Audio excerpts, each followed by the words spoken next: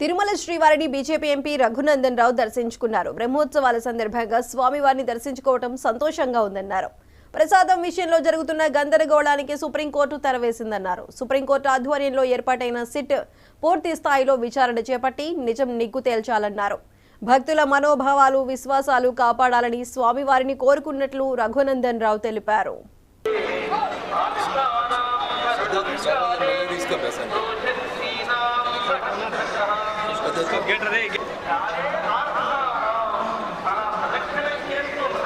చలో మీరు ఆగిపోతే నేను మా వాళ్ళందరితో కలుసుకుంటాను. సెల్ఫీ తీసేసుకోండి.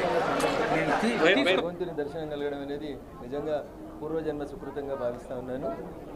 హిందువుల ఆరాధ్య దైవం ఏడుకొండలవాడు, వడ్డీ కాసులవాడు, వారి సమక్షంలో వస్తున్నటువంటి ప్రసాదం విషయంలో జరుగుతున్నటువంటి గందరగోళానికి తొందరగానే సుప్రీంకోర్టు తెరదించిందని భావించాలి.